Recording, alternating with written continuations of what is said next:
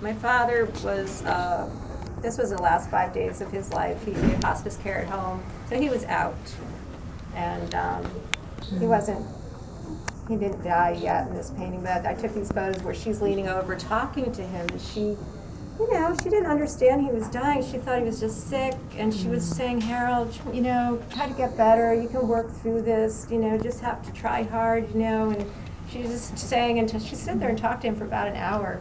And it was just very poignant, very beautiful, and this whole, just that he was in this different space, moving into a different space, and she was still there. And it was odd. He died. And then, like, the day after, my mom said, that guy that died, I didn't know him very well. So the dementia has wiped out this memory, but it was a blessing because it was I think it was going to be too hard for her to handle emotionally. But towards the end, that was like 9 months ago, before she died, Harold was everywhere. She was like, where's Harold? I want to speak to Harold. I just saw Harold. It was all like he came back, and I felt that was just her, that veil between whatever you want to think. It was just, he was coming closer, they were coming closer together in some world. The painting series is about life and death and aging and memory. Here my mother was just, it was a look in her face, that she would get, she just couldn't quite remember something. And like we all know that, but it was a dementia look. Like, she was trying to remember probably.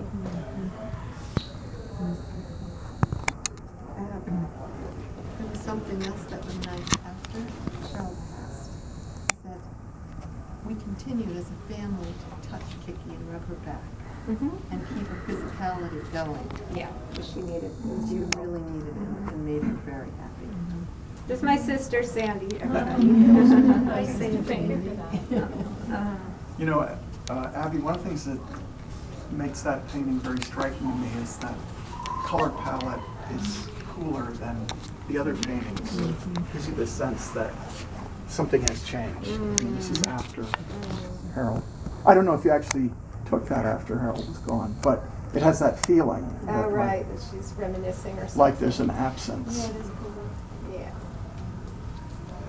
What's the significance of the torso in the background of the painting on the Oh, there was no significance. It just happened to be there. But when I painted it, it just was, the youth, the memory. She's thinking back. It just kind of played with the idea that there's some symbol of this, youthful female, body in the back. I just thought it was, provocative. It wasn't one of her sculptures. It was. Oh, it was. It was there. In a way, it's there. It's there. Thinking of. It was there. It was before all the stuffed animals got really.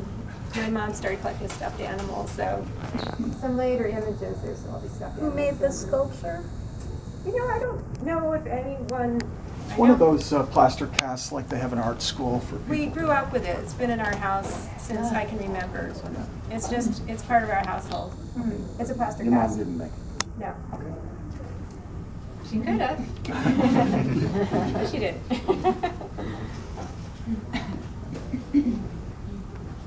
So, Have you thought about pursuing another show in a gallery that would accept and appreciate the inappropriate ones? For the more intimate ones. The ones that were inappropriate for this gallery, to use that word. yeah, well, it's just a teen center right over there, and they wouldn't think about No, it. but that's true. Yeah. Yeah, no. I mean, but somewhere, I don't know. Say Manhattan and Sure. I'd show them if I could. I think they're important. I think they're part of this work, and it's part of this body of work. Is the nudity and that it's just not depicted often, and that's why I wanted to show elderly bodies, which are much, for me as an artist, they're just so much more interesting. There's the folds of the flesh, and there's the lines in the face, there's character in the body and the posture. It's just it's something that I wanted to paint. And for me, of course, my parents. I mean, would I feel that intimate or think another person would be that interesting, maybe. It might. Also, I wanted to say there was a drawing that you showed a couple of friends of your father in, I think, a rocking chair with his hand on the ground. He had fallen Yeah. asleep and you charcoaled it in, but that's 2 or 3 years ago, so I don't know if that It was. was actually, when I hung this show, we were considering putting it in. Yeah. And it's a strong painting, and it would have gone, except that it kind of didn't fit in. Well, I guess what I was really visually. asking was, Yeah. did you feel that that was leading up to this series? Oh, yes, Yeah. it was. That was done from life, I guess. It was done from sketches that I did later from life. I think I might have started painting it there in front of my dad. Yeah. It was cramped quarters, but then I finished it later. Yeah. And, yeah, it was part of the series that I did my father first. Right. And there were a lot of postures where he was not particularly comfortable. You know, there's a lot of angst. You know, he was not, he had a tough year. He fell and he was hobbling and he'd fall asleep in his rocker and just like lean over and, So I was just painting him. And that's its own story. And, that would be part of the larger story. Yeah. The show looks great, especially on this background, which is kind of a neutral, middle gray. Yeah, I think the paintings look good here. Really sparkly. And I'll take you around the front and then Yeah.